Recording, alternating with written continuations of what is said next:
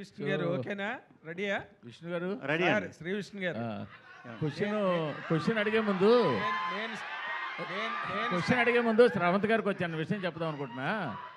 Question అడిగే ముందు శ్రావంత్ గారికి ఒక విషయం చెప్దాం అనుకుంటున్నా. చెప్పండి ఆవిడ అందరినీ మూఢనమ్మకాలు అంటున్నారు. సార్, విశ్వాసం వేరు, మూఢనమ్మకం వేరు, నమ్మకం వేరు. అవునండి. సో మీరు మూఢనమ్మకం అనే పదం ఇలాంటి దగ్గర వాడకండి దయచేసి. సార్ వాస్తులు గురించి మూఢనమ్మకం సార్. కాదండి. మూఢనమ్మకాల గురించి కాదు సార్, వాస్తు చూసాం మేము. కాదు మీరు కాదమ్మా. అందరినీ అడిగారు కదా, మూఢనమ్మకం ఉందా, నార్మల్ గా సూపర్ స్టిషన్స్ కాదు, నమ్ముతారా శ్రవంతి. అన్నది, ఇలాంటివన్నీ నమ్ముతారా? విశ్వాసం వేరు. శ్రవంతి గారు, మూర్తి గారు చెప్దాం అనుకుంటున్న పాయింట్ ఏంటంటే చెప్పండి. మీరు మూఢనమ్మకాలని నమ్ముతారా అని అడుగుతున్నారు. అవును, మూఢనమ్మకాలు కాదు నమ్మేవి. మీరు జాతకాలు నమ్ముతారా, వాస్తు వాస్తు నమ్ముతారా, నమ్ముతారా? లేకపోతే దిశలు అన్ని నమ్ముతారా? కవర్ చేశాను సార్. అదే, జాతకాలు, అంతేగాని వాస్తులు, మీరు రంగురాళ్ళు మూఢనమ్మకం అనే పదం వాడకూడదు. Okay okay okay okay okay. Shri Vishnu గారు sir, congratulations first. Thank you అండి. అంటే చాలా అరుదైన కలయిక మీరు ఇప్పుడు ఈ సంవత్సరం. అవును. వరుసగా మీ అన్ని ఈవెంట్స్ వన్ బై వన్ వెళ్తున్నాయి. అవును. మీరు బేసిక్గా ఈ జాతకాలు అవి నమ్ముతారండి? అంటే బాగున్నప్పుడు మనం పట్టించుకోం అవి. బాగున్నప్పుడు ఏదన్నా దెబ్బ అయినప్పుడు ఏంట్రా అన్నప్పుడు అదే పక్కన, మేనమేషాలు లెక్కెట్టారంటారు కదా. ఎవరో ఒకరు పక్కన చెప్తారు కదా, ఆ, అప్పుడు అందరిలాగే అందరిలాగే మీరు కూడా. అది, ఇప్పుడు ఏంటి మీ స్టార్స్ అవన్నీ బాగున్నాయా? ఎందుకంటే ఒకరోజు ఒక సినిమా, పక్కనే ఒక సినిమా, తర్వాత ఇప్పుడు ఈ సంవత్సరమే మీ బర్త్డే కనిపించట్లేదు. అంటే ఒకే రోజు అయితే రావండి 100% అది. సో అది అఫీషియల్గా రేపు అనౌన్స్ చేస్తా. Okay. ఒక రోజు ఒకే అయితే రోజు. రావు. ఆ పెను ప్రమాదం అయితే తప్పింది, అందుకే కొంచెం అదే టైం బాగున్నట్టేనంటారు. అంతే కదండి మరి. అంటే ఈవెన్ 1 or 2 3 days గ్యాప్ లో పడినా అవునవును. ఒక సినిమా ట్రాఫిక్ కింద లెక్కది. అవును అవును అవును. ఇప్పుడు మీ స్టార్స్ పడదు ఒక వీక్లో అయితే రావు రెండు. ఒక వీక్ లో రావు రావు. ఒక వీక్ లో రావు. కాకపోతే డైరెక్టర్ గారు మీరు విష్ణు విన్యాసం అని సినిమా పెట్టి అక్క బొక్క అని ఆ మాటలు అవన్నీ కూడా అవి అసలు వాట్ కల్చర్ ఇట్ ఈజ్ అండి నార్మల్గా.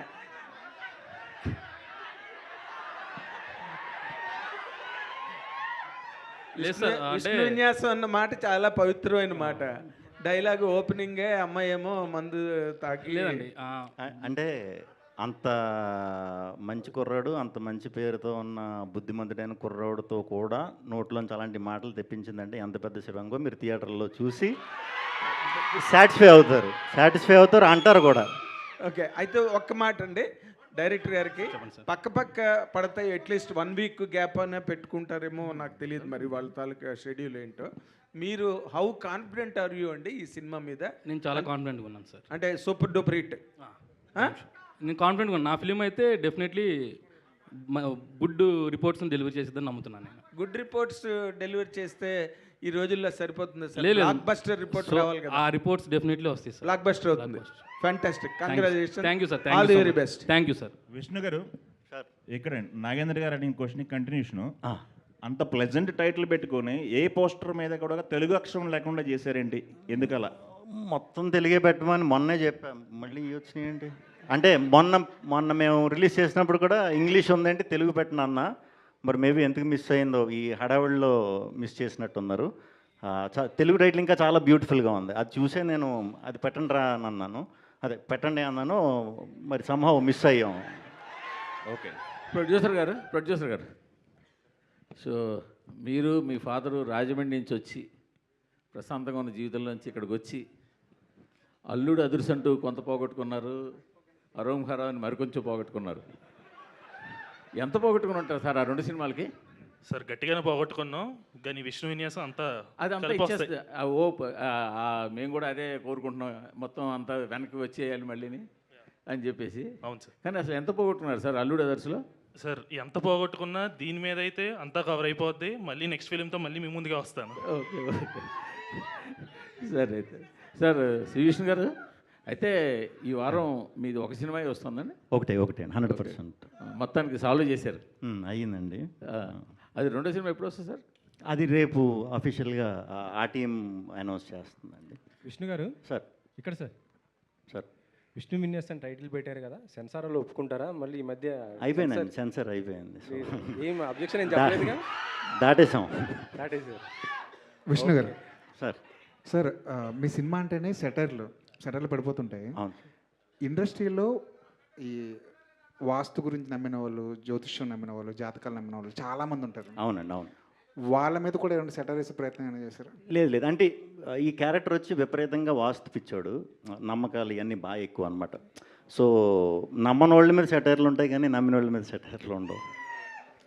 సింగిల్లో మీరు కొద్దిగా సార్ అదే మంచు విష్ణు అను మన శివయ్య అనేసి వేస్తే కొద్దిగా అది అప్పుడు కాంట్రవర్సీ అయింది కదా. అవును అవును. ఇందులో నీ అక్క అంటున్నారు, రేపు పొద్దున మరి ఎవరన్నా మళ్ళీ కాంట్రవర్సీ క్రియేట్ చేయరా? అక్కే అన్నాం కదండి, నీ అక్క అన్నారు. వదిన్నే కదా అన్నది. శ్రీ విష్ణు గారు హియర్. సార్ నార్మల్గా సినిమా యాక్టర్స్ అందరికీ ట్రోలర్స్ అంటే భయం, కానీ ఆ ట్రోలర్స్నే మీరు వెరైటీగా తిడుతూ మీరు భయపెడతారు. కొత్త ఇవన్నీ పెట్టారు. సో థింగ్ ఏంటంటే ఫ్రైడ్ రైస్ తెచ్చాను తిందు స్వీటీ అని ఉంటుంది కదా. యా. సో క్లాప్స్ ఎందుకు అని ఒకటి ఉంది కదా. అవునవును. అది సోషల్ మీడియాలో విపరీతంగా స్పెక్యులేట్ అయిపోయింది. అవును అవును. దానికి ఈ సినిమాకి ఏమైనా ఇంటర్లింక్ ఉంటుందా లేదంటే సరదాగా పెట్టారా? ఉంటుందండి. అంటే యంగ్ బ్యాచ్, ఇప్పుడు మీరు కనెక్ట్ అయ్యారు కదా, యంగ్, మీరు చాలా యంగ్గా ఉన్నారు. సో పెద్దవాళ్ళని నేను మంచి కథతో ఏదోలాగా సినిమాకి రప్పించగలుగుతా, ట్రైలర్ టీజర్తో. మీలాంటి కుర్రాళ్ళని రప్పించాలంటే కొంచెం రెగ్యులర్గా. అంటే ఫ్లాష్ మ్యాన్ మీరేనా? ఫ్లాష్ మ్యాన్ వారస్ అండి మీలాగా నేను కూడా. So I hope and I wish ఇది పెద్ద బ్లాక్ బస్టర్ అవ్వాలని కోరుకుంటున్నాను. థ్యాంక్ యూ అండి. నయన్ సారిక గారు, హలో.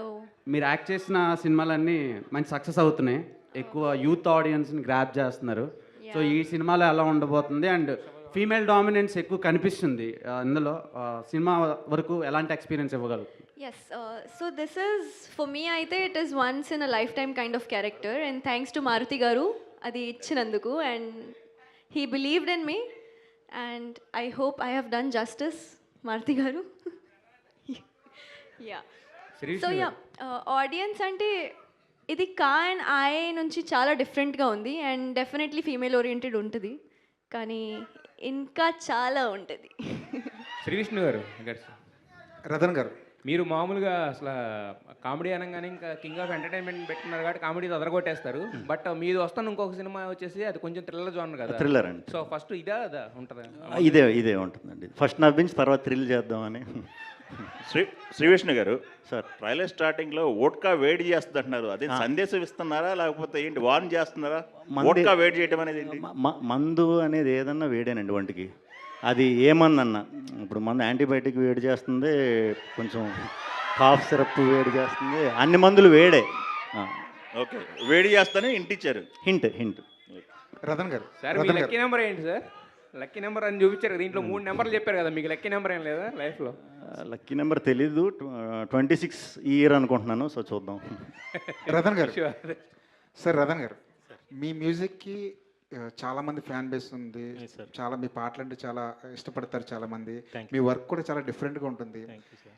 ఇండస్ట్రీ అవతల మాట్లాడుకుంటే మీరు చాలా లేట్ చేస్తారు సినిమాకి మ్యూజిక్ ఇచ్చే విషయంలో. బ్యాక్గ్రౌండ్ మ్యూజిక్ ఇచ్చే విషయంలో మాత్రం ప్రొడ్యూసర్ని, డైరెక్టర్ని నానా రకాలుగా హింసిస్తారని చెప్పేసి మీ మీద ఒక టాక్ ఉంది. దానికి మీరు ఎలా జస్టిఫై చేసుకుంటారండి? అడగండి.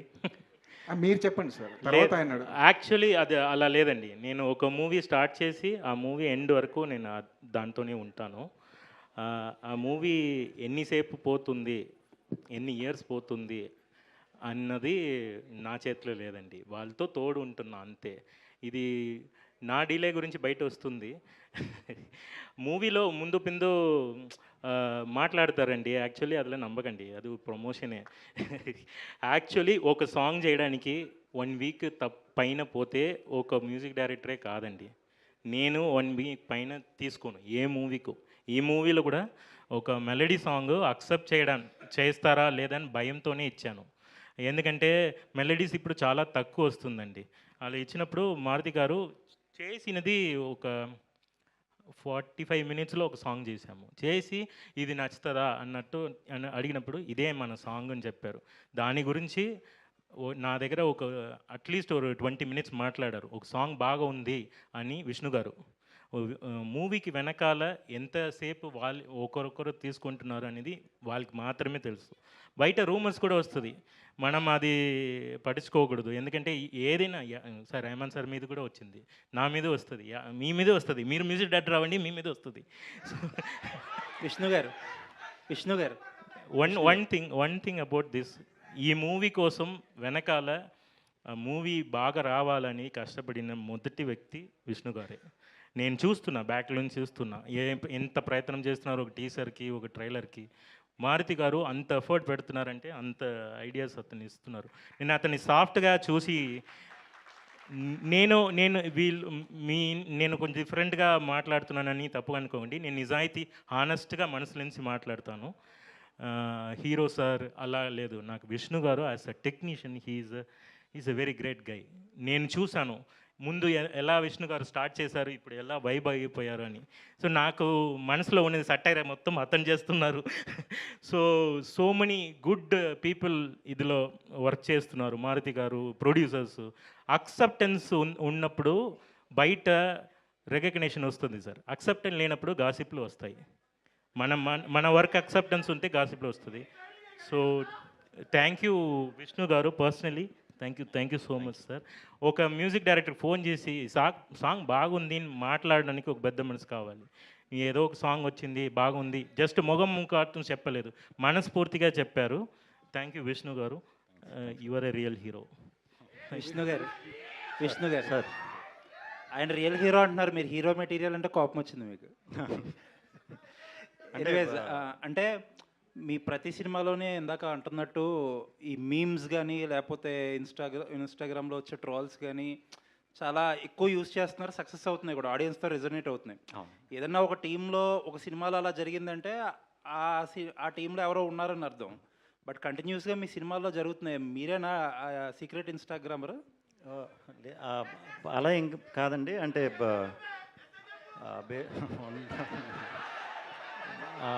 బేసిక్గా నేను చేసి అన్నీ కూడా ఇప్పుడు ఇలా కుర్రాళ్ళ నుంచి వచ్చిన క్యారెక్టర్లే కాబట్టి ఎక్కువ రిలేట్ అవడానికి ఈజీ అవుతుంది కాబట్టి ఆ కనెక్ట్ అయ్యే వరకు కూడా సరైన టైమింగ్లో వాడుతున్నామండి, అవి వర్క్ అవుతున్నాయి. అంటే ఇదంతా ఈ మెటీరియల్ గ్యాదర్ చేసేది ఎవరు అని చెప్పి ఒక క్యూరియాసిటీ. ఆ టీమే అండి. ఇప్పుడు ఏ డైరెక్టర్తో వర్క్ చేస్తే ఆ డైరెక్టర్తో మేము నాకు కథ చెప్పి 2 years అయ్యింది ఈయన కథ చెప్పి.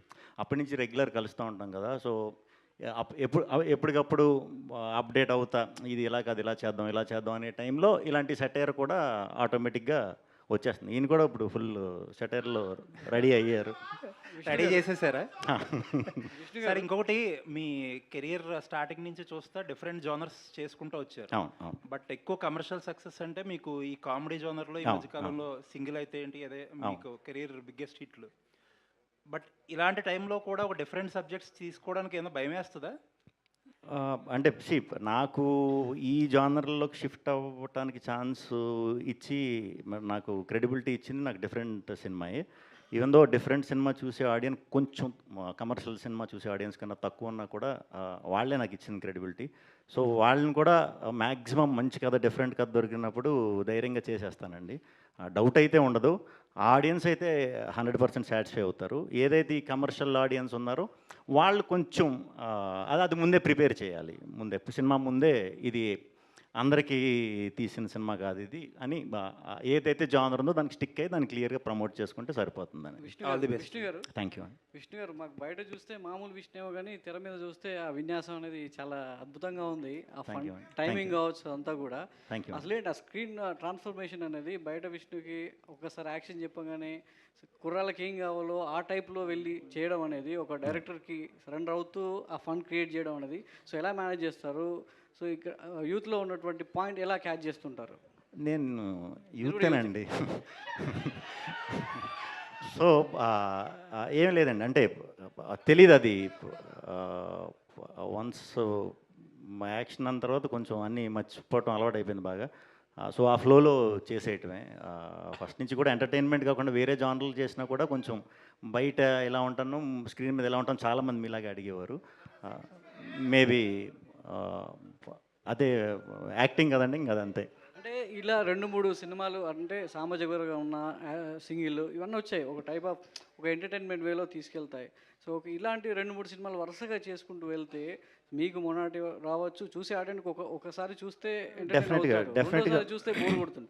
అంటే ఇంకా చేంజ్ ఓవర్ ఎలా కోరుకుంటారు, ఎలాంటి కథలతో ఆడియన్స్ ఇంటరాక్ట్ చేయాలని?